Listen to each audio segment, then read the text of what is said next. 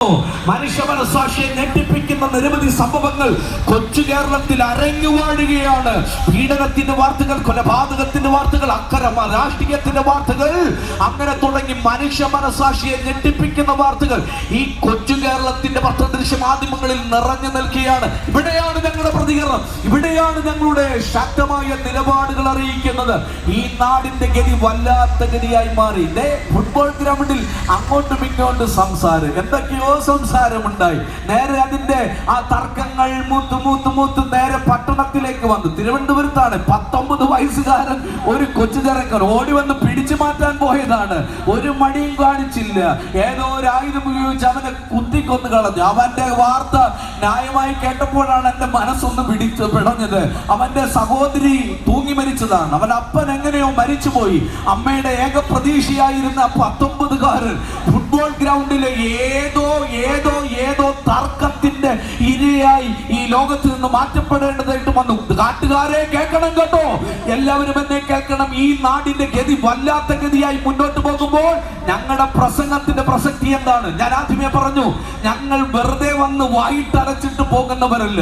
ഞങ്ങൾ എന്തെങ്കിലുമൊക്കെ ആക്കിക്കൂട്ടി സംസാരിച്ചിട്ട് പോകാൻ തിടുക്കം കാണിക്കുന്നവരല്ല. ഞങ്ങൾക്ക് ഈ നാടിനോട് വലിയ പ്രതിബദ്ധതയുണ്ട്. ഇവിടുത്തെ ചെറുപ്പക്കാരോട് പ്രതിബദ്ധതയുണ്ട്. ഈ നാട്ടുകാരോട് പ്രതിബദ്ധതയുണ്ട്. മദ്യവും മയക്കുമരുന്നും അരങ്ങുവാടുന്ന കൊച്ചു കേരളത്തിലെ ഇതിന്റെ ശക്തികൾക്കെതിരെ അതിശക്തമായി പോരാട്ട വീരത്തോടെ നിലനിൽക്കുന്ന ഒരു സമൂഹമുണ്ടെങ്കിൽ ഞങ്ങൾ മാത്രമുള്ള കരങ്ങളും ഉയർത്തി ഹല്ലേലൂയ അതിശക്തമായി ഞങ്ങൾ പ്രതികരിക്കും കേട്ടോ. ഈ നാടിന്റെ ശബ്ദം ഉയർത്തി. ഈ നാട്ടിൽ ഇതെല്ലാം വിൽപ്പനച്ചരക്കാരനെ, അങ്കമാലിക്കാരൻ, ഒരു പഴക്കച്ചവടക്കാരനെ ചേട്ടാ കുറച്ച് നാൾക്ക് മുമ്പ് പോലീസ് പൊക്കിയപ്പോഴാണ് കാര്യം പിടികിട്ടിയത്. കോടികൾ വിലമതിക്കുന്ന, എനിക്ക് പോലും അറിയില്ല കേട്ടോ, പലതിന്റെ പേരൊന്ന് തപ്പിപ്പിടിച്ച് ഞാൻ കുറെ തപ്പിപ്പിടിച്ച് കുറെ പേരുകളൊക്കെ ഒന്ന് പഠിക്കാൻ ശ്രമിച്ചു. അച്ഛാ കിട്ടുന്നില്ല. കാരണം അത്രമാത്രം ഒത്തിരി സംവിധാനങ്ങളാണ്. പുതിയ പേരില് ഇവയെല്ലാം ഈ അറിയപ്പെടുകയാണ്. അങ്കമാലിക്കാരൻ, പഴക്കച്ചവടക്കാരൻ, കോടികൾ വിലമതിക്കുന്ന സാധനം കപ്പൽ മാർഗം ഈ കൊച്ചു കേരളത്തിലേക്ക് കൊണ്ടുവരുന്നുണ്ടെങ്കിൽ അതെല്ലാം നമ്മുടെ ഈ കമ്പോളത്തിൽ വിൽപ്പനച്ചരക്കാണ്. സ്കൂൾ കുട്ടികളെ നോക്കി, കലാലയങ്ങളെ നോക്കി, യുവതലമുറകളെ നോക്കി ഈ നാട്ടിലേക്ക് ഇറക്കി വിടുന്ന ഈ സാധനങ്ങൾക്ക് ഈ നാട്ടിൽ വമ്പിച്ച ലാഭം കിട്ടും എന്നുള്ള യാഥാർത്ഥ്യമാണ്. ബഹുമാന്യ ശ്രോതാക്കളെ, ഇന്നത്തെ പത്രദൃശ്യ മാധ്യമങ്ങളിലെ വാർത്തകൾ വല്ലാത്ത ഗതികെട്ട വാർത്തയിലേക്ക് എത്തപ്പെട്ടിരിക്കുന്നു എന്നുള്ള വിഷയത്തിൽ എന്റെ പ്രഭാഷണത്തിന്റെ ഏറ്റവും പ്രാധാന്യമർഹിക്കുന്ന കാതലാകുന്ന പ്രഭാഷണത്തിലേക്ക് നടന്നു കയറിയിട്ട് എന്റെ വാക്കുകൾ നിങ്ങൾക്ക് മാന്യമായി മനസ്സിലാക്കാൻ ഞാൻ ഉയർത്തിപ്പിടിക്കുന്ന, ഞാൻ ജീവിതചര്യയാക്കി മാറ്റിയിട്ടുള്ള, ഞങ്ങൾ ആരാധിക്കുന്ന, ഞങ്ങൾ എന്നും ഞങ്ങളുടെ ജീവിതത്തിന്റെ ഭാഗമാക്കി പറ്റിയിട്ടുള്ള വിശുദ്ധ വേദപുസ്തകത്തിലെ ഒരു വാക്യം നിങ്ങളുടെ മുൻപിൽ അവതരിപ്പിച്ചുകൊണ്ട് എന്റെ സന്ദേശം ഞാൻ അങ്ങോട്ട് തുടർന്നു പോകാൻ ആഗ്രഹിക്കുകയാണ്. മറ്റൊന്നുമല്ല, കാലം തികഞ്ഞു, ദൈവരാജ്യം സമീപിച്ചിരിക്കുകയാണ്. മാനസാന്തരപ്പെട്ട് സുവിശേഷത്തിൽ വിശ്വസിക്കുക. ഒന്നും കൂടെ ഞാൻ ആ വാക്യം വായിക്കുക. കാലം തികഞ്ഞു, ദൈവരാജ്യം സമീപിച്ചിരിക്കുക, മാനസാന്തരപ്പെട്ട് സുവിശേഷത്തിൽ വിശ്വസിക്കുക. ആ വാക്യത്തെ ഒരു വലിയ അർത്ഥമുണ്ട് കേട്ടോ. ഇതൊരു മുന്നറിയിപ്പിന്റെ വാക്കാണ്. ഇവിടെ കാണുന്നതിനെല്ലാം മുന്നറിയിപ്പുണ്ട്. പമ്പിനും എല്ലാത്തിനും മുന്നറിയിപ്പുണ്ട്. വളമുണ്ടോ? മുന്നറിയിപ്പുണ്ട് കേട്ടോ. കാടുണ്ട്, ഇനി അങ്ങോട്ട് മുമ്പ് വനമാണ്, മുന്നറിയിപ്പുണ്ട്. സൈൻ ബോർഡുകളുണ്ട്. ഏതെങ്കിലും നിലയിൽ എന്തെങ്കിലും സംവിധാനങ്ങൾ ചെയ്യണോ അതിനെല്ലാം മുന്നറിയിപ്പുണ്ട്. ഇനി നിങ്ങൾ ഒരു ഇലക്ട്രോണിക് ഉപകരണം ഏതെങ്കിലും ഒന്ന് വാങ്ങിച്ച് അത് എങ്ങനെ ഉപയോഗിക്കണം, എങ്ങനെ ഉപയോഗിക്കാതിരിക്കണം എന്നതിനെ പറ്റിയുള്ള ന്യായമായി അതിനെപ്പറ്റി വിവരിച്ചിരിക്കുന്ന ഒരു കാറ്റലോഗ് നിങ്ങളുടെ കയ്യിൽ കിട്ടും. അതിനനുസരിച്ച് അത് പ്രവർത്തിച്ചില്ലെങ്കിൽ നിശ്ചയമായും നിങ്ങൾക്ക് ആ ഉപകരണം കൊണ്ടുള്ള യഥാർത്ഥ ഉപയോഗം ലഭ്യമാകാതെ വരും. ബഹുമാന്യ ശ്രോതാക്കളെ, കാണുന്നതിനെല്ലാം മുന്നറിയിപ്പുണ്ട്. അതുകൊണ്ട് തന്നെ ഈ സന്ദേശം ഒരു മുന്നറിയിപ്പിന്റെ സന്ദേശമാണ്. മുന്നറിയിപ്പുകൾ അവഗണിച്ചാൽ സംഭവിക്കുന്ന 2 കാര്യം ഞാൻ പറയാം. 2 കാര്യം ശ്രദ്ധിച്ചു കേൾക്കണേ. ഒന്നാമത്തെ കാര്യം, വലിയ അപകടത്തിലേക്ക് എത്തപ്പെടും. ഈ കുമ്പനാടിന് ഈ കോഴഞ്ചേരിയും തിരുവല്ലയും ബന്ധിപ്പിക്കുന്ന ഒരു റോഡാണ്. നിരവധി തവണ ഞാൻ ഇതുവഴി യാത്ര ചെയ്യേണ്ടതായി വരുന്നുണ്ട്.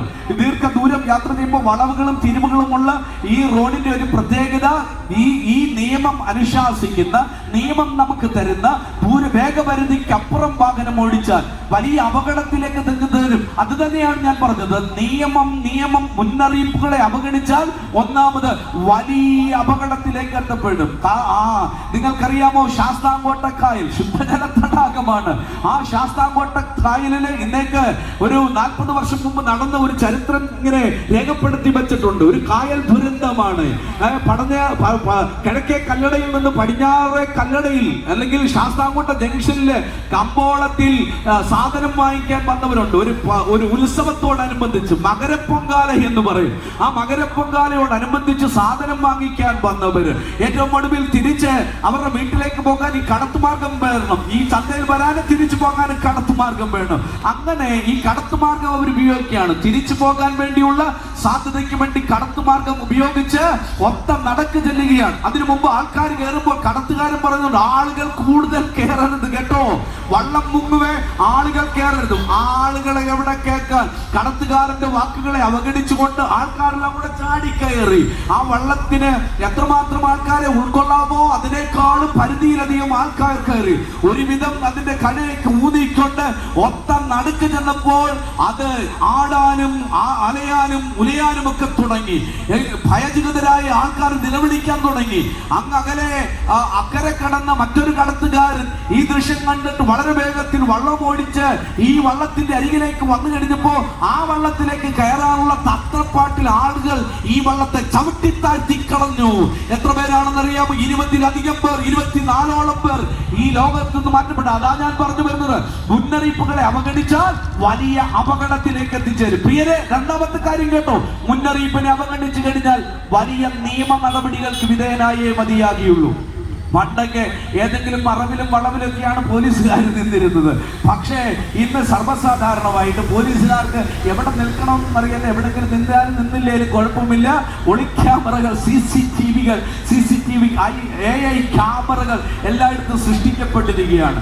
സീറ്റ് ബെൽറ്റ് ഇട്ടില്ലെങ്കിൽ, ഹെൽമെറ്റ് ഇട്ടില്ലെങ്കിൽ, വാഹനം വേഗപരിധിയിൽ കൂടുതലായി ഓടിച്ചു കഴിഞ്ഞാൽ നമ്മൾ പോലും അറിയണ്ട, നമ്മുടെ വീട്ടിൽ അതിന്റെ പെറ്റി വരും. രണ്ടാമത്തെ കാര്യം കേട്ടോ, ഒന്നാമത്തെ കാര്യം വലിയ അപകടത്തിൽ എത്തിച്ചേരുമെങ്കിൽ രണ്ടാമത്തെ കാര്യം നിയമ നടപടിക്ക് വിധേയപ്പെടണം. അതുകൊണ്ട് തന്നെയാണ് ഞാൻ പറഞ്ഞത്, ഈ സന്ദേശത്തിന്റെ പ്രത്യേകത, ഞാൻ നിങ്ങളോട് അവതരിപ്പിച്ച വാക്യത്തിന്റെ പ്രത്യേകത, അതൊരു മുന്നറിയിപ്പിന്റെ വാക്യമാണ്. ഒന്നുകൂടെ ഞാൻ പറയാം, കാലം തികഞ്ഞു, ദൈവരാജ്യം സമീപിച്ചിരിക്കുക. മാനസാന്തരപ്പെട്ട് സുവിശേഷത്തിൽ വിശ്വസിക്കുക. എന്താണ് സുവിശേഷം? എന്തുകൊണ്ട് സുവിശേഷത്തിൽ വിശ്വസിക്കണം? എന്താണ് സുവിശേഷം? ജാതികാരികൾ വളരെ വേഗത്തിൽ ലഘുവായ വാക്കുകളിൽ അവതരിപ്പിച്ച് എന്റെ പ്രഭാഷണത്തിന് ഞാൻ അടിവരയിടും. ശ്രദ്ധിച്ചു കേൾക്കണേ പ്രിയരെ, എന്താണ് സുവിശേഷം? സുവിശേഷം എന്നുള്ളത് ആ വാക്കിന്റെ അർത്ഥം നല്ല വാർത്ത എന്നുള്ളതാണ്. എന്റെ ബഹുമാനിയായ പ്രിയപ്പെട്ടവർ, ഇന്ന് രാവിലെ മുതൽ ഈ നാടിന്റെ വിവിധ ഭാഗങ്ങൾ, വള്ളംകുളം, തോട്ടപ്പുഴ, പടേകാവ്, കരിയിലമുക്ക്, പുല്ലാട്, ചട്ടിമുക്ക്, തോണിപ്പുഴ, മുട്ടമാൻ എന്ന് തുടങ്ങിയ സ്ഥലങ്ങളിൽ സന്ദർശിച്ച് ഇവിടെ വന്ന് നിൽക്കുകയാണ്. ഇവിടെ എല്ലാം പ്രസംഗിക്കപ്പെട്ട കാതലായ സന്ദേശമാണ് ഞാൻ പറയുന്നത്. നിങ്ങൾക്ക് വരെ അറിയാം ഞാൻ എന്താ പ്രസംഗിക്കാൻ പോകുന്നത്. അതല്ലേ ഞാൻ ആദ്യമേ പറഞ്ഞത്, നിങ്ങൾക്കറിയാവുന്ന കാര്യം അത് തന്നെ എന്ന് ഊന്നി പറയുന്നതാണ് പ്രഭാഷണം. അതുകൊണ്ട് ശ്രദ്ധിച്ചു കേൾക്കും പ്രിയരെ, എന്താണ് സുവിശേഷം? സുവിശേഷം എന്ന വാക്കിന്റെ അർത്ഥം നല്ല വാർത്ത എന്നുള്ളതാണ്. ഞാൻ ആദ്യമേ പറഞ്ഞു തുടങ്ങിയല്ലോ, ഇന്ന് കാണുന്ന വാർത്തകളൊന്നും നല്ല വാർത്തകളല്ല. പണ്ടത്തെ വാർത്തകൾ നിങ്ങൾ ശ്രദ്ധിച്ചിട്ടുണ്ടോ? ഇന്നത്തെ പോലെ ദൃശ്യമാധ്യമങ്ങളൊന്നും അന്നില്ലായിരുന്നല്ലോ. 3-4 പേജുകൾ അടങ്ങുന്ന പത്രത്താളുകളിലായിരുന്നു മലയാളി ആശ്രയിച്ച് രാവിലെ പ്രഭാത കൃത്യങ്ങൾക്ക് ശേഷം മട്ടുപ്പാവിലോ സ്വീകരണ മുറിയിലോ ഒക്കെ വന്നിരുന്ന ഒരു കാപ്പിയോടൊപ്പം ചൂട് ചായയോടൊപ്പം ചാരുകസേരയിൽ ചാഞ്ഞിരുന്നു കൊണ്ട് മലയാള മനോരമയാകട്ടെ, മാതൃഭൂമിയാകട്ടെ, കൗമുദിയാകട്ടെ, ദേശാഭിമാനിയാകട്ടെ, മംഗളമാകട്ടെ, ഏത് പത്രത്താളാകട്ടെ വായിച്ചു തീർക്കുന്ന ഒരു ശീലം മലയാളിക്കുണ്ടായിരുന്നു. അന്നത്തെ വാർത്തകൾ ദേശ നിർമ്മാണത്തിന്റെ വാർത്തകൾ, വികസനത്തിന്റെ വാർത്തകൾ, പുതിയ പ്രതീക്ഷകൾ നൽകുന്ന വാർത്തകൾ, വിദ്യാഭ്യാസത്തിന്റെ അനന്ത സാധ്യതകളെ വിളിച്ചറിയിക്കുന്ന സാധ്യതകളുടെ വാർത്തകളായിരുന്നു. അന്നത്തെ വാർത്തകൾ അത്ര മഹത്തരമേറിയ വാർത്തകളായിരുന്നു. ഇന്ന് പത്രത്താളുകളുടെ എണ്ണം വർദ്ധിച്ചു കേട്ടോ, പത്രത്താളുകളുടെ എണ്ണം വർദ്ധിച്ചു. വാർത്തകൾക്ക് വ്യത്യാസം വന്നു. ദേശ നിർമ്മാണത്തിന്റെ വാർത്തകളോ വികസനത്തിന്റെ വാർത്തകളോ അങ്ങനെ കാണാൻ കഴിയുന്നില്ല. അഴിമതിയുടെ വാർത്തകൾ, അക്രമത്തിന്റെ വാർത്തകൾ, പീഡനത്തിന്റെ വാർത്തകൾ, കൊട്ടേഷൻ സംഘങ്ങൾ അരങ്ങുപാടുന്നതിന്റെ വാർത്തകൾ, മദ്യവും മയക്കുമരുന്നും പിടിക്കപ്പെടുന്നു. അതിന്റെ കുത്തൊഴുക്കിന്റെ വാർത്തകൾ, അങ്ങനെ വേദനിപ്പിക്കുന്ന വാർത്തകൾ കൊണ്ട് നിറഞ്ഞു നിൽക്കുകയാണ്. മനസ്സിനെ വേദനിപ്പിക്കുന്ന ഒരു വാർത്ത ഇന്നലെ 9:30 മണിക്ക് ഇടുക്കിയിൽ നടന്നതാണ്. ഒരു പക്ഷേ എന്റെ പ്രഭാഷകരൻ ശ്രദ്ധിച്ചിട്ടുണ്ടാകുമെന്ന് ഞാൻ കരുതുന്നു. അപ്പനെ അമ്മയെ കൊന്നുകളഞ്ഞൊരു മകനെ ഒരു മടിയും കൂടാതെ, എന്തൊരു മനുഷ്യനാണ്! വേദനിപ്പിക്കുന്നവർ നൊന്തുപറ്റ അമ്മയെ സ്നേഹിച്ച് ലാളിച്ച് കരുതിക്കൊണ്ട് വളർത്തിക്കൊണ്ടുവന്ന അപ്പനെ ദൈവം അങ്ങാണ്ട് പ്രത്യക്ഷപ്പെട്ടിട്ട് അവനോട് പറഞ്ഞതുപോലും അപ്പനെ അമ്മയെ ദൈവത്തിന്റെ അടുക്കലേക്ക് പറഞ്ഞയക്കുക. ന്യായമായ നിലയിൽ പോലീസ് പരിശോധിച്ചപ്പോഴാണ് കാര്യം പിടികിട്ടിയത്. നല്ല ലഹരിക്ക് അടിമയായിരുന്നു. ലഹരിക്ക് അടിമയായിട്ട് അപ്പനെ അമ്മയെ കൊന്നുകളഞ്ഞ വാർത്ത മനുഷ്യ മനസാക്ഷിയെ ഞെട്ടിപ്പിക്കുന്ന വാർത്തയാണ്, വേദനിപ്പിക്കുന്ന വാർത്തയാണ്. ഇന്ന് കേൾക്കുന്ന വാർത്തകളെല്ലാം മനുഷ്യനെ ഞെട്ടിപ്പിക്കുന്ന വേദനിപ്പിക്കുന്ന വാർത്തയാകുമ്പോൾ ഞങ്ങൾ പ്രസംഗിക്കുന്ന, നിങ്ങൾ വിശ്വസിക്കണം, നിങ്ങൾ അംഗീകരിക്കണം, ഞങ്ങൾ വിശ്വസിക്കുന്ന സുവിശേഷം നല്ല വാർത്തയാകുന്നു എന്ന് പറയുന്നത് ഇവിടെ എഴുതി തീർത്തു വച്ചിരിക്കുന്ന ഏതെങ്കിലും പ്രത്യാശാസ്ത്രത്തിന്റെ നിയമാവലിയുടെ ഭാഗമായ ഒരു വസ്തുതയെ വിരൽ ചൂണ്ടിക്കൊണ്ടല്ല. സുവിശേഷം അങ്ങനെ എന്തെങ്കിലും പ്രക്രിയയാണെന്ന് ഊന്നി പറഞ്ഞുകൊണ്ടല്ല. സുവിശേഷത്തിന്റെ പ്രത്യേകത എന്താണെന്ന് അറിയാമോ ബഹുമാന്യ ശ്രോതാക്കളെ? ഇവിടെ കാണുന്ന എന്തെങ്കിലും ചെറിയ സംവിധാനങ്ങൾക്കകത്ത് ചുരുങ്ങി നിർത്താൻ കഴിയുന്ന ഒന്നല്ല, മറിച്ച് ഇതൊരു വ്യക്തിപ്രഭാവമാണ്. ആരാണ് വ്യക്തിപ്രഭാവം? വിശുദ്ധ പോളിന്റെ നല്ല വ്യാഖ്യാനം, നല്ല നിർവചനം ഞാൻ പറയാം. ദാവീദിന്റെ പുത്രനായി ജനിച്ച് മരിച്ചു അടക്കപ്പെട്ട് ഉയർത്തെഴുന്നേറ്റ് യേശു ക്രിസ്തുവിനെ ഓർത്തുകൊള്ളുക, അതാകുന്നു ഞങ്ങളുടെ സുവിശേഷം. ഹല്ലേലൂയ! അതാകുന്നു ഞങ്ങളുടെ സുവിശേഷം. ദാവീദിന്റെ പുത്രനായി ജനിച്ച് മരിച്ച് അടക്കപ്പെട്ട് ഉയർത്തെഴുന്നേറ്റ് യേശു ക്രിസ്തുവിനെ ഓർത്തുകൊള്ളുക, അതാകുന്നു സുവിശേഷം. സുവിശേഷം എന്നത് ഒരു വ്യക്തിയാണ്, അത് മറ്റാരുമല്ല, കർത്താവായ യേശു ക്രിസ്തുവാണ്. അപ്പൊ യേശു ആരാ പ്രിയരെ? യേശു ഒരു തത്വജ്ഞാനിയല്ല. യേശു ഏതെങ്കിലും നിലകളിൽ അറിയപ്പെട്ട സദ്ഗുരുവിനെ പോലെ പ്രസിദ്ധനായ കേവലം ഒരു ഗുരുവല്ല. ഇവിടുത്തെ വിപ്ലവകാരികളെ പോലെ കേവലം ഒരു വിപ്ലവകാരിയല്ല. അവിടുന്ന് ഒരു വിപ്ലവം സൃഷ്ടിച്ചിട്ടുണ്ട്. അത് ആയുധമെടുത്തുകൊണ്ട് അവരനെ അപകരിക്കുന്ന വിപ്ലവം ഒന്നല്ല. എന്ന് വിളിച്ച് തെരുവീതികളെ ആക്രോശപൂരമാക്കി പൂരപ്പുറമ്പാക്കി മാറ്റുന്ന ഏതെങ്കിലും വിപ്ലവ സാഹിത്യത്തിന്റെ പിന്നാമ്പുറങ്ങളിൽ വിപ്ലവം സൃഷ്ടിച്ച ഒരു വിപ്ലവമല്ല. അവിടുത്തെ വിപ്ലവം സ്നേഹത്തിന്റെ വിപ്ലവമായിരുന്നു. ഓരോന്നായി പറയാൻ എന്റെ കീഴ്ചയിൽ ആശയങ്ങളുണ്ടെങ്കിലും അതിനെയെല്ലാം ഞാൻ അടിവരയിട്ട് വിടാം. ഇവിടെ കാണുന്ന ഏതെങ്കിലും സംവിധാനത്തിനനുസരിച്ച് നീങ്ങുന്ന ഒരു സംവിധാനമല്ല യേശു. യേശു ആരാണ്? ഇങ്ങനെ പറയാം, അവിടുന്ന് മഹാദൈവമാണ്. അവിടുന്ന് മഹാദൈവമാണെന്ന് പറയാൻ കാരണം എന്താണ്? വിശുദ്ധ വേദപുസ്തകം പറയുന്നു, അവൻ ദൈവരൂപത്തിലിരിക്കെ ദൈവത്തോടുള്ള സമത്വം പിടിച്ചേറുള്ളണമെന്ന് വിചാരിക്കാതെ വേഷത്തിൽ മനുഷ്യനായി ഈ ഭൂമിയിലേക്ക് ഇറങ്ങി വന്നു. അവിടുന്ന് ദൈവമാണ്, ഏക സത്യ നിത്യ ദൈവം കർത്താവായ യേശു ക്രിസ്തു. കരമുയർത്തി കർത്താവിന് ഹല്ലേലൂയ പറയൂ. ഹല്ലേലൂയ! അവിടുന്ന് ഏകസത്യ ദൈവമാണ്. അവിടുന്ന് ഏക മധ്യസ്ഥനാണ്. ഒത്തിരി മധ്യസ്ഥന്മാരില്ല കേട്ടോ, ഒറ്റ മധ്യസ്ഥനേ ഉള്ളൂ, അത് കർത്താവായ യേശു ക്രിസ്തുവാണ്. മധ്യസ്ഥന്റെ ആവശ്യകത എന്താണ്? രണ്ടുപേരുടെ ഇടനില നിൽക്കണം. രണ്ടുപേർ, ദൈവവും മനുഷ്യനുമാണ് രണ്ട് കൂട്ടർ. ഒരു ഭാഗത്ത് ദൈവം നിൽക്കുന്നു, മറുഭാഗത്ത് മനുഷ്യൻ നിൽക്കുന്നു. മനുഷ്യനും ദൈവവും തമ്മിൽ അകലപ്പെട്ടു. ഞാനത് പിന്നാലെ വിശദീകരിക്കുക. അവരെ രണ്ടുപേരെ ഒന്നിച്ചു നിർത്താൻ ഈ ലോകത്തിലേക്ക് ഇറങ്ങി വന്ന ഏക മധ്യസ്ഥൻ കർത്താവായ യേശു ക്രിസ്തുവാണ്. യേശു ക്രിസ്തുവാര് അവിടുന്ന് ലോകരക്ഷകനാണ്. ഒത്തിരി രക്ഷകന്മാരിൽ ഒരേ ഒരു രക്ഷകനേ ഉള്ളൂ. അവനിലൂടെ അവന്റെ പേര് തന്നെ, യേശു എന്ന പേരിന്റെ അർത്ഥം തന്നെ രക്ഷകൻ എന്നാണ്. രക്ഷകനായി പാലിൽ അവതരിക്കപ്പെട്ട ഒരു രക്ഷകൻ. പാപികളെ നിഗ്രഹിക്കാൻ വേണ്ടി ഒത്തിരി പേര് ഇവിടെ ഇറങ്ങി വന്നിട്ടുണ്ട്. പക്ഷെ പാപികളെ രക്ഷിക്കാൻ വന്നിട്ടുള്ള ഒരേ ഒരു വ്യക്തി പ്രഭാവം, അത് ഞങ്ങൾ ഉയർത്തി പറയുന്ന, ഞങ്ങളുടെ ജീവിതയാക്കി മാറ്റിയിട്ടുള്ള, ഞങ്ങൾ ആവേശത്തോടെ ഉറക്കെ പറയുന്ന കർത്താവായ യേശു ക്രിസ്തു മാത്രമാണ്. അപ്പം സുവിശേഷം യേശു ക്രിസ്തുവാര് അവിടുന്ന് മഹാദൈവം, യേശു ക്രിസ്തുവാര് അവിടുന്ന് ഏക മധ്യസ്ഥൻ, യേശു ക്രിസ്തുവാര് അവിടുന്ന് ലോകരക്ഷകൻ. അങ്ങനെ തുടങ്ങി ഒത്തിരി കാര്യങ്ങളിൽ പറയാനുണ്ട്. ജനനം കൊണ്ട് നിസ്തുലനാണ്, ജീവിതം കൊണ്ട് നിസ്തുലനാണ്, വളർച്ച കൊണ്ട് നിസ്തുലനാണ്, പ്രവർത്തനങ്ങൾ കൊണ്ട് നിസ്തുലനാണ്, മരണം കൊണ്ട് നിസ്തുലനാണ്, ഉയർപ്പ് കൊണ്ട് നിസ്തുലനാണ്. അവിടുത്തെ നിസ്തുലതകൾ ഈ ലോകത്തിൽ ഒരു സംവിധാനത്തോട് ചേർത്ത് വെക്കാൻ പറയല്ല. കാരണം ഈ ലോകത്തിലെ ഒരു മനുഷ്യർക്കും ഇല്ലാത്ത വലിയ ക്വാളിറ്റി. എങ്ങനെ ഒരു മനുഷ്യൻ ജീവിക്കണം, എങ്ങനെ മര്യാദപരമായി ജീവിക്കണം, ധാർമ്മിക ബോധം ഈ ലോകത്തിലേക്ക് വരച്ചു കാട്ടിയിട്ടുള്ള നിലപാടുകൾക്ക് അധിഷ്ഠിതമായ ജീവിതം. അന്തർക്ക് കാഴ്ചയായ രോഗികൾക്ക് വിടുതൽ, പാപികൾക്ക് വിമോചകനായി തന്റെ അരികിൽ വരുന്ന സകലരെയും ആശ്വസിപ്പിക്കുന്ന കരം നീട്ടി അവരുടെ കണ്ണുനീരിനെ ഒപ്പി അവരുടെ വേദനകളെ അകറ്റിക്കളഞ്ഞ് സകല മനുഷ്യരെ ചേർത്തണച്ച് സനാതനമായ ഉന്നതമായ സന്ദേശമാണ് യേശു ക്രിസ്തു എന്നുള്ള സന്ദേശം. ആ സന്ദേശത്തിന്റെ മഹത്വം വളരെ വിലപ്പെട്ടതാണ്, മഹനീയമാണ്. ബഹുമാന ശ്രോതാക്കളെ, എന്താണ് സുവിശേഷം എന്ന് ഞാൻ പറഞ്ഞു കഴിഞ്ഞു. അത് യേശു ക്രിസ്തുവാണ്. ഇനി സുവിശേഷത്തിന്റെ പ്രത്യേകത 1, 2, 3, 4 എന്നീ നിലകളിൽ പറഞ്ഞ് എന്റെ വാക്കുകളെ ഞാൻ ഇവിടെ പര്യവസാനിപ്പിക്കും. അല്പം സമയം മുന്നോട്ട് പോയി എന്ന് ഞാൻ കരുതുന്നു പ്രിയരെ. എനിക്കിത് കഴിഞ്ഞിട്ടും ചെങ്ങന്നൂർ ഒരു പ്രഭാഷണം ഇവിടെ നടത്താനുണ്ട്. ഇവിടെ 5 മണി വരെ എന്നുള്ളതാണ് എനിക്ക് തന്നിരുന്ന ഒരു അറിവ്. ബഹുമാന ശ്രോതാക്കളെ, സദയം ശ്രദ്ധിക്കണേ, വിട്ടുപോകല്ലേ. ഈ സന്ദേശം ഒന്നും കൂടെ ചേർത്ത് വെച്ച് ഞാൻ പറയാം. നാഴ്മയ എന്റെ നാട്ടുകാർ കേട്ടോ സുവിശേഷത്തിന്റെ പ്രത്യേകതകൾ. 1, ഇത് സമാധാനത്തിന്റെ സന്ദേശമാണ്. ഈ ലോകത്തിൽ സമാധാനം നൽകുന്ന ഏറ്റവും കരുത്തുള്ള സന്ദേശം അത് സുവിശേഷം എന്ന സന്ദേശമാണ്. സമാധാനം. പകരന്തിയോളം പാടത്തും വരമ്പത്തും മണ്ണിനോടും മരത്തോടും ഒക്കെ മലിനിച്ച് കിട്ടുന്ന തുച്ഛവരുമാനം കള്ളുഷാപ്പുകളിലും ബാറുകളിലും ഒക്കെ കൊണ്ടുകൊടുത്ത് സമാധാനം അന്വേഷിക്കുന്ന ഒത്തിരി പേരുണ്ട്. കുടിക്കുന്ന ആരെങ്കിലും എന്നെ കേൾക്കുന്നുണ്ടെങ്കിൽ ശ്രദ്ധിക്കണേ, പോകല്ലേ.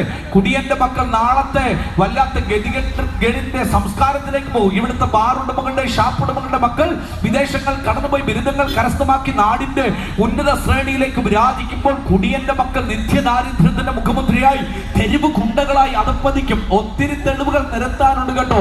ഇനി എന്റെ ജീവിതാനുഭവം കൂടെ ചേർത്ത് വെച്ച് പറയാം. എന്റെ അപ്പൻ മഹാകുടിയനായിരുന്നു. സാധാരണ കുടിയനല്ല, കുടിച്ച് ജീവിതം തകർത്തു. കുടിക്കാൻ വേണ്ടി ഞാൻ കുടുംബത്തെ ഉപേക്ഷിച്ചു. അപ്പൻ എന്തെന്നറിയാമോ, ഞങ്ങൾ 2 ആൺമക്കളാണ്. 2 മക്കളെയും ഭാര്യയും ഉപേക്ഷിച്ചിട്ട് അങ്ങ് പോയി. എന്റെ ജീവിതം എന്റെ ഭാര്യമല്ല അനാഥശാലകളിൽ ചെലവഴിക്കേണ്ടി വന്നു. ഞാൻ എന്തിനാ ഈ പറയുന്നതെന്ന് അറിയാമോ ബഹുമാന ശ്രോതാക്കളെ? നിന്റെ സമ്പത്ത് കൊടുത്ത് നീ നശിക്കരുത്. നിന്റെ കുടുംബം നശിക്കും, നിന്റെ തലമുറ നശിക്കും, നിന്റെ കുടുംബത്തിലെ സമാധാനം നഷ്ടപ്പെടും. മദ്യം കൊണ്ട് ആർക്കും സമാധാനം കിട്ടുകയില്ല. ഇതുപോലെ പ്രഭാഷണങ്ങൾ നടത്തും, പ്രസംഗമൊക്കെ കൊള്ളായിരുന്നു. ഞാൻ പിന്നെ ഇച്ചിരി മദ്യപിക്കുന്നത് അല്പ സന്തോഷത്തിന് വേണ്ടിയാണ്. ചെറിയ സന്തോഷത്തിന് തുടങ്ങുന്നത് വലിയ ദുഃഖത്തിന് അത് കാരണമാകുന്നു എന്നുള്ള യാഥാർത്ഥ്യം മനസ്സിലാക്കണം. പ്രിയ സ്നേഹിത, മദ്യവും മയക്കുമരുന്നും ആർക്കും സമാധാനം നൽകുന്നില്ല. എന്നാൽ ഈ ലോകത്തിൽ സമാധാനം നൽകുന്ന ഏറ്റവും ഉന്നതമായ സനാതനമായ ഏറ്റവും പ്രാധാന്യമറിയിക്കുന്ന ഒരു സന്ദേശമാണ് ഈ കുമ്പനാടിന്റെ തെരുവിൽ നിന്ന് ഞങ്ങൾ വിളിച്ചു പറയുന്നു. അത് മറ്റാരുമല്ല, കർത്താവായ യേശു ക്രിസ്തുവിന്റെ സുവിശേഷമാണ്. അതുകൊണ്ട് തന്നെ ആധികാരികതയോട് പറയും, യേശു പറഞ്ഞു, എന്റെ സമാധാനം ഞാൻ നിങ്ങൾക്ക് തരുന്നു. അത് ലോകം തരുന്നത് പോലെയുള്ള സമാധാനമല്ല. സമാധാനമില്ലാതെ ഉള്ളുനീറിപ്പടയുന്ന ആരെങ്കിലും ഈ സന്ദേശം കേൾക്കുന്നുണ്ടെങ്കിൽ നിങ്ങളോടാണ് ഞാൻ സംസാരിച്ചു കൊണ്ടിരിക്കുന്നത്. കണ്ടോ, ആത്മഹത്യ അരുത്, പാപമാണ്. ഈശ്വരൻ വരദാനമായി തന്ന ജീവിതം ഈശ്വരന്റെ ഉപദേശശുദ്ധിയിൽ ജീവിച്ചു തീർക്കുക എന്നുള്ളത് എല്ലാവരെ പറ്റിയുള്ള ഈശ്വരന്റെ ഭയങ്കര ഇഷ്ടമാണ്. നശിപ്പിച്ചു കളയരുത് ചെറുപ്പക്കാര നിന്റെ ജീവിതം കേട്ടോ. ജീവിതത്തിൽ പിശാചിന്റെ വലിയ തന്ത്രമാണ് ഒത്തിരി പേരെ അകത്ത് ചൂട് പിടിപ്പിക്കുകയാണ്. ഞാൻ ഈയിടെ ഒരു സർവേ നടത്തിയ ഒരു ബഹുമാനി ദേവദാസൻ സർവേ നടത്തിയത് ന്യായമായെന്ന് വായിച്ചപ്പോഴേ ഞാൻ മനസ്സിലാക്കുന്നുണ്ട്, പുറത്തും എല്ലാ നിലകളിലും കുറെ ചെറുപ്പക്കാരുടെ അകം ചൂട് പിടിച്ചിരിക്കുകയാണ്. ഡിപ്രഷൻ എന്ന് പോലും, ഡിപ്രഷൻ വീടിന്റെ മുറിക്കകത്ത് ഒതുങ്ങിക്കൂടുകയാണ്. ഒരു നിലയിൽ അവർ പുറത്തു വന്നില്ലെങ്കിൽ മരണത്തിന് കീഴ്പ്പെട്ടു പോകുക. സ്നേഹിത, നിന്റെ ജീവിതത്തിൽ നിരാശ കയറിക്കൊണ്ട് നടക്കുകയാണോ? അസ്വസ്ഥമായ ഒത്തിരി ജീവിത ചൈനകൾ മാറാത്ത രോഗമാക്കാം, കടബാധ്യതകളാക്കാം, എന്തെങ്കിലുമൊക്കെ നൈരാശ്യം, ആരെങ്കിലുമൊക്കെ വിട്ടുപോയതിന്റെ വല്ലാത്ത വേദനിപ്പിക്കുന്ന നൈരാശ്യമാകാം. ജീവിതം അവസാനിപ്പിക്കരുത് കേട്ടോ, ജീവിതം അവസാനിപ്പിക്കരുത്. ഈശ്വരൻ വരദാനമായി തന്ന ജീവിതം ഈശ്വരന്റെ ഉദ്ദേശശുദ്ധിയിൽ ജീവിച്ചു തീർക്കുക എന്നത് മനുഷ്യനോടുള്ള ബന്ധത്തിൽ ദൈവത്തോട് കാണിക്കേണ്ട ഏറ്റവും വലിയ കടമയാണ്, കടപ്പാടുകളാണ്. അതുകൊണ്ട് തന്നെ എല്ലാവരോടും ഞാൻ പറയാം, നിങ്ങളുടെ ജീവിതത്തിൽ ഏതെങ്കിലും അവസരത്തിൽ ഈ ജീവിതം അവസാനിപ്പിച്ച് കളയാമെന്ന് കരുതി ആരെങ്കിലും എന്റെ ശബ്ദം കേൾക്കുന്നുണ്ടെങ്കിൽ, ഈ സുവിശേഷ സത്യത്തിന്റെ 1ാമത്തെ പ്രത്യേകത, നിങ്ങളുടെ ചൂട് പിടിച്ചിരിക്കുന്ന, സമാധാനമില്ലാതെ ഹൃദയം തകർന്നിരിക്കുന്ന നിങ്ങളുടെ സകല വിഷയങ്ങൾക്കും സമാധാനം നൽകുന്ന ഉന്നതമായ സന്ദേശമാണ് ഇത്. സമാധാനം നൽകുന്ന സന്ദേശമാണ് സുവിശേഷത്തിന്റെ 1ാമത്തെ പ്രത്യേകത. ഇത് സമാധാനം നൽകുന്ന സന്ദേശമാണ്. ബഹുമാന്യ ശ്രോതാക്കളെ, മദ്യത്തിനും മയക്കുമരുന്നിന്റെ ഒന്നും പിന്നാലെ പോകരുത് കേട്ടോ. ജീവിതം അമ്മയെ പരാജയപ്പെടും, തകരപ്പെടും. സമാധാനമുള്ള സമാധാനം കൊണ്ട് പോകും. ഒത്തിരി ഒത്തിരി ഭവനത്തിന്റെ ചരിത്രം എനിക്ക് ഇങ്ങനെ ഊന്നി പറയണമെന്ന് ഹൃദയത്തിൽ വ്യഗ്രതയുണ്ട്. പക്ഷെ എല്ലാം ഒന്നും ഞാൻ ചേർത്ത് വെച്ച് പറയുന്നില്ല. ഒരു കാര്യം പറയാം, 10ാം ക്ലാസ്സിലെ പരീക്ഷ എഴുതി നിങ്ങൾ മനോരമയ്ക്കകത്തൊക്കെ വന്നൊരു വാർത്തയാണ്. 10ാം ക്ലാസ്സിലെ പരീക്ഷ എഴുതിയിട്ട് തമിഴ്നാട്ടിലാണ് ഒരു മകൻ, ഏറ്റവും ഒടുവിലത്തെ പരീക്ഷയാണ്. പരീക്ഷ കഴിഞ്ഞിട്ട് ഇറങ്ങി സ്കൂളിന്റെ ഗേറ്റിലോട്ട് വന്നപ്പോൾ കണ്ട കാഴ്ച ഹൃദയം പിടയുന്നതായിരുന്നു. സ്വന്തം അപ്പനെ മദ്യപിച്ച് മതോമത്തനായിട്ട് ഉടുതുണിയൊന്നും ഇല്ലാതെ കിടക്കുകയാണ്. എന്നിട്ട് എന്തൊക്കെയോ ഞാനിങ്ങനെ പച്ച മലയാളത്തിൽ ലളിതമായ വക പുഴുത്ത ചീത്ത വിളിക്കുകയാണ്. ഒരു മടിയും കൂടാതെ ചീത്ത വിളിക്കുകയാണ്. ഇത് കേട്ടുകൊണ്ട് കൂട്ടുകാരെല്ലാം കൂടി കൊച്ചു ചെറുക്കനെ അങ്ങ് കളിയാക്കി. കൂട്ടുകാരെല്ലാം കൂടെ കളിയാക്കി. ഏറ്റവും ഒടുവിൽ എന്താ സംഭവിച്ചെന്ന് അറിയാമോ? ആ മകൻ വീട്ടിലേക്ക് ഇങ്ങനെ പോയി. അവന്റെ ഹൃദയം ഇങ്ങനെ പിടയുകയാണ്. വീട്ടിലേക്ക് ചെന്ന് വീട്ടിലോട്ട് പോകുന്ന വഴിയിൽ അവൻ കണ്ടത് ഒരു കൂട്ടം കയറാണ്. ആ കയറും എടുത്തുകൊണ്ട് അവൻ നടന്നു. അവന്റെ വീടിന് സമീപത്തുള്ള ഒരു കനാലുണ്ട്. കനാലിന്റെ പാലത്തിന്റെ കൈവരിയിൽ ഒരറ്റത്ത് അവന്റെ കഴുത്ത് കെട്ടിയിട്ട് മാറി അറ്റത്ത് കൈവരിയിലേക്ക് ആ കയർ കെട്ടിയിട്ട് കനാലിലേക്ക് ചാടിയിട്ട് അവൻ മരിച്ചു കളഞ്ഞു. എത്ര വേദനിപ്പിക്കുന്ന വാർത്തയാണ്. മദ്യവും മയക്കുമരുന്ന് സമാധാനം നൽകുന്നില്ല, ജീവിതത്തിന്റെ സമാധാനം കൂടെ തട്ടിക്കളയുന്നതാണ്. അവിടെയാണ് ഞങ്ങൾ സുവിശേഷം ഉയർത്തി പറയുന്നത്. സകല മനുഷ്യർക്ക് സമാധാനം നൽകുന്ന ഉന്നതമായ സന്ദേശമാണ് സുവിശേഷം എന്നുള്ള സന്ദേശം. 1, 2, 3 രണ്ടാമത്തെ കാര്യം ഞാൻ വളരെ വേഗത്തിൽ പറയുന്നത്, ഇത് സമത്വത്തിന്റെ സന്ദേശമാണ്. ഒരാളെ മാറ്റി നിർത്തുന്നില്ല. നീ കറുത്തവനാണോ, നീ വെളുത്തവനാണോ, നീ പണ്ഡിതനാണോ, പാമരനാണോ, 4 നില കെട്ടിടത്തിൽ ജീവിക്കുന്നവനാണോ, 4 ആൾ അറിയുന്നവനോ, ആരും അറിയാതെ കടത്തിണ്ണയിൽ കിടക്കുന്നവനാണോ, ആരെയും മാറ്റി നിർത്താത്ത എല്ലാവരെയും ചേർത്തടയ്ക്കുന്ന ഒരേ ഒരു സന്ദേശമാണ്, സമത്വത്തിന്റെ സന്ദേശമാണ് സുവിശേഷം എന്നുള്ള സന്ദേശം. അധ്വാനിക്കുന്നവരും ഭാരം ചുമക്കുന്നവരുമായുള്ളവരെ നിങ്ങൾ എന്റെ അടുക്കൽ വരുവിൻ. അന്നത്തെ പശ്ചാത്തലത്തിൽ പാപികളോട് എന്ന് കരുതുന്നവരോട് ഒരു കാര്യം വശാലും ഇടപെടുകാത്ത ഒരു സമൂഹത്തിന്റെ നടുവിൽ ഈശ്വരൻ സ്വർഗത്തിൽ നിന്ന് ഇറങ്ങി വന്ന് ഈശ്വരൻ പാപികളെ തേടി പാപികളുടെ അരികിലേക്ക് ചെന്ന് അവരെ ചേർത്തണച്ചിട്ട് അവരിലൂടെ വലിയൊരു സാമ്രാജ്യം പണിഞ്ഞെടുത്തിട്ടാണ്. സാധാരണ സംവിധാനമല്ല, സകല മനുഷ്യരെയും ഉൾക്കൊള്ളുന്ന സകല മനുഷ്യർക്കും വേണ്ടി രക്ഷാകരമായി ഭൂമിയിൽ ഉദിക്കപ്പെട്ട ഒരേ ഒരു രക്ഷാമാർഗം, ഒരേ ഒരു സന്ദേശം, അത് സുവിശേഷത്തിന്റെ സന്ദേശമാണ്. അതുകൊണ്ട് ഞാൻ ഉറക്കെ പറയാം, ഇത് സമത്വത്തിന്റെ സന്ദേശമാണ്. 3ാമത്തെ പോയിന്റിലേക്ക് വളരെ വേഗത്തിൽ ഞാൻ വരാം. ഈ സന്ദേശത്തിന്റെ പ്രത്യേകത എന്താണ്? 3ാമത്തെ പോയിന്റ്, ഇത് വിമോചനത്തിന്റെ സന്ദേശമാണ്. കാരൽ മാർക്സ് എംഗൽസ് വിഭാവനം ചെയ്ത കമ്മ്യൂണിസ്റ്റ് മാനിഫെസ്റ്റോയിൽ പറയുന്ന പ്രധാനപ്പെട്ട ഒരു കൊട്ടേഷൻ ഉണ്ട്. എനിക്കത് ഭയങ്കര ഇഷ്ടമാണ്. നഷ്ടപ്പെടുവാൻ നമുക്കൊന്നുമില്ല, നേടുവാനുണ്ടൊരു ലോകം. ഇനി നഷ്ടപ്പെടുവാൻ ഉണ്ടെങ്കിൽ അത് ഈ കൈവിലങ്ങൾ മാത്രമാണ്. ഈ കൈവിലങ്ങൾ കൂടെ നഷ്ടപ്പെട്ടു കഴിഞ്ഞാൽ നമുക്ക് പുതിയൊരു ലോകം നേടാൻ കഴിയും. പക്ഷേ ഈ കൈവിലങ്ങൾ നഷ്ടപ്പെടണം. മനുഷ്യനെ ആകമാനം ഗ്രസിച്ചിരിക്കുന്ന കൈവിലങ്ങൾ എന്താണ്? ആ നഷ്ടപ്പെട്ടു കഴിഞ്ഞാൽ മനുഷ്യന് പുതിയൊരു മാർഗത്തിലേക്ക്, പുതിയൊരു സംവിധാനത്തിലേക്ക് കാലെടുത്ത് വെക്കാൻ കഴിയുമെന്നുള്ളതാണ് യാഥാർത്ഥ്യം. എന്താണ് മനുഷ്യനെ ആകമാനം ഗ്രസിച്ചിരിക്കുന്ന ആ വലിയ കൈവിലങ്ങ്? ആ കൈവിലങ്ങിന്